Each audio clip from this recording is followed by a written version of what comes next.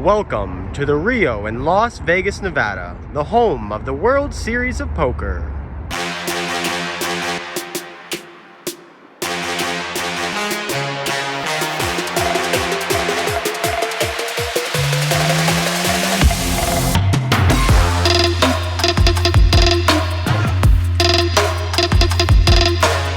What is up, guys? My name is Lex. Welcome back to the vlog. Day number 2 here in Las Vegas, and we're playing here at the Rio, the World Series of Poker.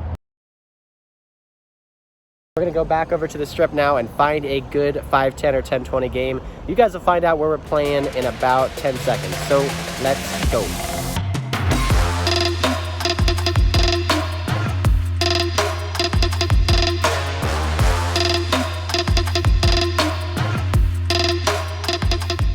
Here we go, guys. Made it to the Aria, buying in for $3,000 at the 5-10 game. Let's get right into the first hand. There's an early position limp, a raise to 60. I look down at ace queen offsuit on the button and decide to call. The limper ends up folding, so we're going heads up to the flop of queen jack 8 to hearts. We flop top pair, top kicker. My opponent now checks. When my opponent raises pre-flop, then checks this flop, I put him on hands like ace king, possibly pocket 10s, maybe pocket 9s, or a jack. So I put out a value bet of $100. My opponent doesn't think for too long and makes a call. Heads up to the turn, which is the 3 of clubs. Shouldn't change anything at all when my opponent checks again to me. I'm going to continue to bet here, trying to get value from all of his worst queen x hands, his flush draws, and also protect against his ace king and possibly jack x holdings that want to call a bet. So I put out a bet of $200. My opponent thinks for probably 10 seconds and then releases his cards back to the dealer. This is a very standard hand, but I wanted to put it in the vlog just to show that not every single pot is a huge all-in or a massive $5,000 pot. Sometimes it's just boring poker where you bet and take it down or just check fold. I want to paint the full picture of what it's like in my session. Moving right along, there's a limp for $10. I look down at my first pocket pair of the day, pocket 9s. I raise it up to $50. The big blind, who is a very splashy recreational player, makes the call, and the limper, who is a very loose, aggressive opponent, ends up making the call as well. So I was kind of surprised that he limp called. Not exactly sure what his range consists of there, but we go to the flop 3 ways, 4, 4, 3 with 2 spades. We end up flopping an overpair here. When it checks to me, I put out a bet. I make it $100. The big blind very quickly calls $100, and the limper also calls $100. So we're going 3 ways still to the turn, which is the 6 of spades. Not the best card here, and when it's checked to the limper, he actually leads out here. He leads out for $300. Alright, this is a pretty interesting spot here. So against most regs in Vegas, this would be a snap fold, but against this player, he is playing for fun, but very loose aggressive, like I said. He's putting in some bluffs and putting people in some tough spots, so I don't think I can fold my pocket 9s just yet. He can have hands like 5, 6, maybe 6, 7, possibly ace deuce or ace 5 with ace of spades. Maybe he's trying to start a bluff, so I call $300 here with pocket 9s. Now the action's back on the big blind, who thinks for a while, and he decides to call $300 as well. When the limper leads out, I call and the big blind calls. I don't feel very good about this hand, especially when the river is the ace of hearts. Now a lot of my opponent's bluffing hands get there, and now the action's on the big blind. He thinks for a while, fiddles with his chips for over a minute, and decides to go all in. He shoves all in for over $450. Now the action's back on the initial limper. Not exactly sure what the big blind's doing here. I don't really know what he's repping going all in on this ace river, but like I said before, he's a very splashy recreational player. He can have a flush. He could possibly even have a slow played full house, maybe even a 4, an ace. All those hands beat us. He could even have a straight. So I'm most likely going to fold, and it makes my decision even easier when the under the gun +1 player calls $400. So for me, I'm just going to let this one go, and I do get to see the showdown. The big blind doesn't really want to show his hand, and he eventually shows pocket 5s for a pair of 5s, and the limper shows 5 deuce of diamonds for a straight. So pretty unlucky turn there for us. Bad run out, but the table is good. We've got some action on this table, that is for sure. Speaking of action, this next hand is one of the most interesting hands I've played all trip. I have pocket queens in the big blind. There's a button open to 30. There's a small blind raised to 100, and the small blind is the same player who just had 5 deuce of diamonds, so I am definitely going to be putting in the cold 4 bet here. I'm most likely going to have the best hand, button versus small blind. They can have a wide range of hands, so I decide to raise it up. I put in the cold 4 bet. I make it $250. The button pretty quickly folds, and now the action's back on the small blind, who goes into the tank. And before I started this hand, I had $3,500 in my stack, and the small blind covers me. So to start the hand, I had 350 big blinds, so that would be equivalent to having $700 at a 1-2 game. So we're playing very deep stack poker here at the Aria. My opponent in the small blind goes into the tank for a while and decides to not fold, not call, but put in another raise. He's going to put in a 5-bet. He makes it $660. Ironically, I've only faced a pre-flop 5-bet one other time in my poker career, and that was here at the Aria 2 years ago. My opponent 5-bet me. I had pocket kings and I folded face up, and he showed pocket aces. Now 2 years later, I am here again, getting 5-bet with pocket queens. My opponent makes it $660. I put him on a very strong hand. Aces, kings, and possibly ace-king, but most likely aces and kings. However, I am very deep, and I am in position. If I hit a queen, I could possibly get a full double up, so I make the call, going to the flop, heads up, in a 5-bet pot, which comes off 5, 5, 7, 2 hearts. Not the worst flop, obviously looking for a queen, but we are still ahead of hands like ace-king, but we're basically drawing dead to aces and kings. We don't even have a heart in our hand to go backdoor, runner, flush. My opponent puts out a bet, less than 1/4 size of the pot. He makes it $300, and for this price, I don't think I can fold just yet. We are in position.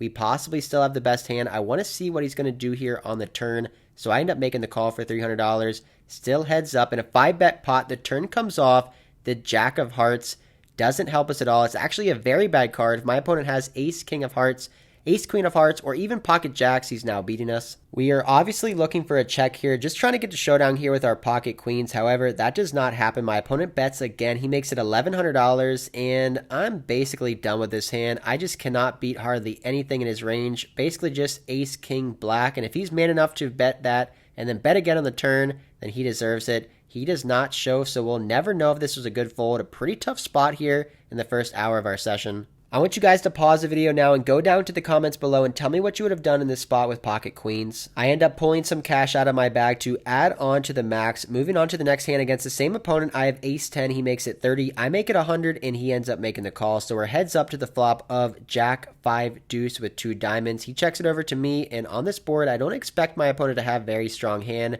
I think I can get him off some smaller pairs if I bet the flop and bet the turn. So I start a bluff. I make it $80. My opponent is apparently not in the folding mood. He does not believe me. He looks back at his cards and says $80 sounds good to him. So he ends up making the call. So we're still heads up to the turn, which is the 7 of hearts. Doesn't improve our equity at all, and it's not a scare card. So when my opponent checks to me, I decide to check this one back. The river card, however, is pretty good for our hand. It's the king of hearts. It brings in the backdoor flush draw, and my opponent snap checks it over to me. And I would expect if he had a flush that he would lead out on this river. So I'm going to use this card as a scare card, trying to get him off weaker pairs like pocket sixes, possibly pocket eights and pocket nines. And I have to think, what kind of sizing would I do if I had ace, king, or king, queen myself?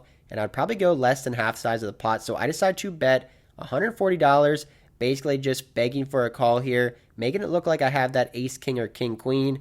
My opponent doesn't think for too long, shows me pocket sixes and folds. So that is exactly the kind of hand we are targeting there. We do get a small bluff through, clawing back on the session. We're only stuck maybe $500 so far now. Next up, we look down at pocket queens one more time. This time is in the small blind. There's an early position raise to 30. The button makes the call for 30, and we are going to be putting in a 3-bet. This hand is very strong. We want to be building the pot and getting value from weaker hands. We're going to make it 5x. I raise it up to $150. The early position player makes the call, and the button makes the call as well. When you are stuck money on the session, the goal is to get a premium hand and get action, which we do get, going 3 ways to the flop, which comes out king high. Not the best board for us. I think we're going to be way ahead or way behind on this board. Some of my opponents can have some king X hands, but I would put them mostly on some pocket pairs below the king, some suited aces hands, and maybe some suited connectors. I put out a bet of $110, pretty small on this board. I'm trying to get value from all weaker, unbelieving pocket pairs like 8s, 9s, 10s, and jacks that might call 1 bet. I also want to get value from some ace X flush draw hands like ace queen of spades, maybe ace jack of spades, or possibly hands like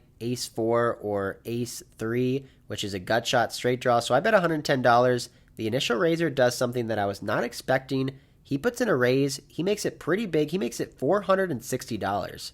The button lets go of his hand, and now we have a decision to make. The initial raiser who made the raise on the flop has about $1,100 or $1,200 left in his stack, and the reason that I was surprised for him to raise on this board is he does have someone behind him, and he also is pretty much polarized to a very strong hand.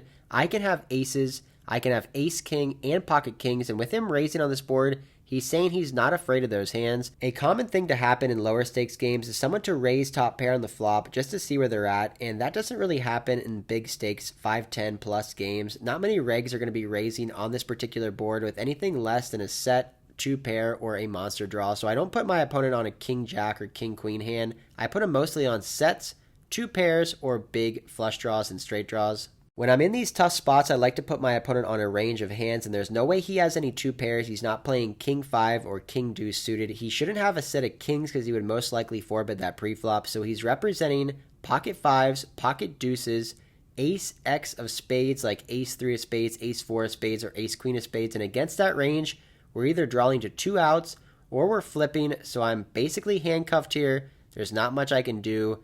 I just have to let my pocket queens go. I later asked him, if I go all in, would you have called? And he said, yep, I'd have to call, which makes me think he most likely had a big draw or possibly a set, but we will never know. Have to make another fold here with pocket queens. Sticking with the theme of pocket pairs, we look down at 2 red jacks in the small blind. The button opens to 30. I'm going to be putting in a 3-bet. I make it $130. The button is the same player who got us with the 5 deuce suited and 5-bet us when we had pocket queens, so we got to get some money back. We make it $130, and he pretty quickly makes a call. We're heads up to the flop of king 7 rainbow. I decide to check it over to him, trying to let him bluff on this board, but unfortunately, he ends up checking this one back. How about the jack of spades on the turn, giving us a full house? I'm just praying now that this card helped my opponent with either a straight draw or a flush draw. I'm going to put out a bet now. No way I'm going to be checking again. I make it $80. My opponent looks back at his cards and folds. So no more action. We finally make a hand and don't get any money back. This is not going to be the way we get unstuck on the session. Unfortunately, we are down about $2,000 in the session. I don't feel like I'm playing bad, just kind of getting in some tough spots and really not getting paid off when I do make a hand. We do decide to do a round of $20 straddle, so now the game has been bumped, which is good for me. That means the pots are going to be bigger, which will give me a better opportunity to get back to even. A couple hands later, the guy we cannot beat, our nemesis, the guy that beat us with 5 deuce, who 5-bet us when we had pocket queens, he makes it $60. I look down at pocket aces. This is our time to get our money back. I make it $200. It folds back to him, and he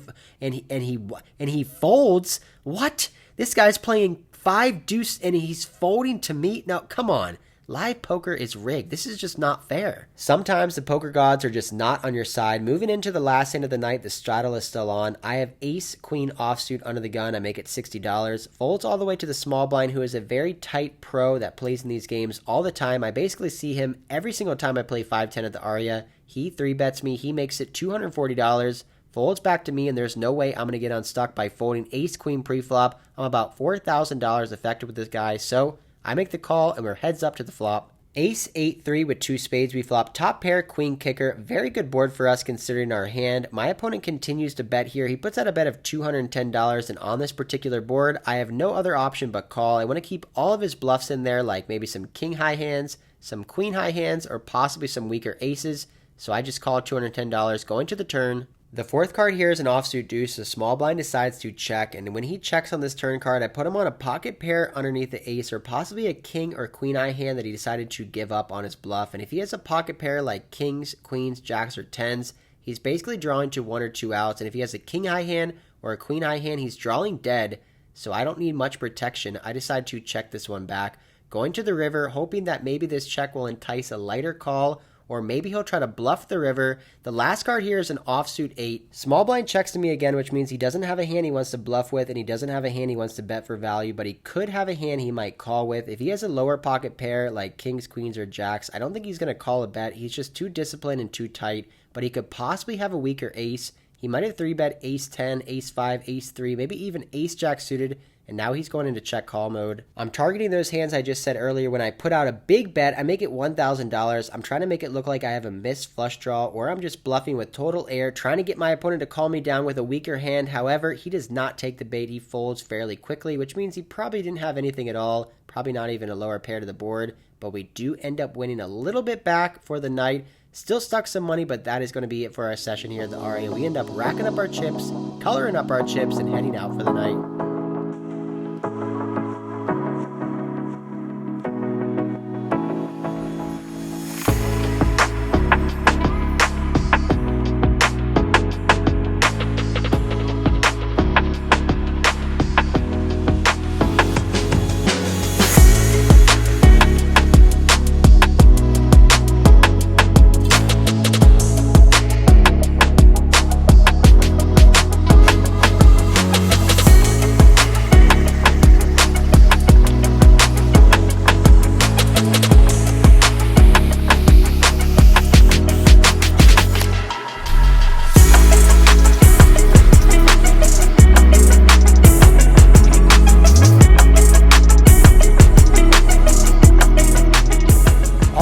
guys, that is it for vlog number 2 here in Vegas. Day number 3, playing at the Aria, 5-10 no limit. And I love this room. It's a beautiful room. The dealers are great. The staff is great. However, we did not run too good today. Couldn't get into many good spots.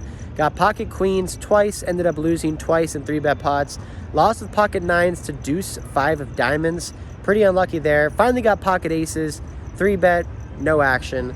So kind of one of those days where you just can't seem to get too much going. I finally turned a set in a 3-bet pot with pocket jacks, no action there. So one of those days, not the best results. We were in the game for $5,500, cashing out for $39.05 for about a $1,600 loss.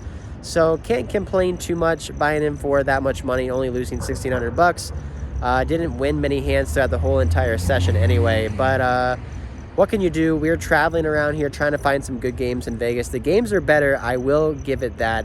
The last couple times I've been in Vegas, the games have been super rough. The 5-10 has been all regs and a lot of no action players, but so far as the series is starting up again, it is it's decent. It's not great. It's not any Florida or Texas games, but it's decent. Gonna be here for another week and a half, maybe 2 weeks, making vlogs for you guys. Hope you guys enjoyed watching me walk all the way to the Rio and then coming to the Aria, playing a 6-hour session here. If you like this video, hit that like, subscribe button, comment down below. Coming out with new videos just like this 1 to 2 times per week. And until next time, I'll see ya.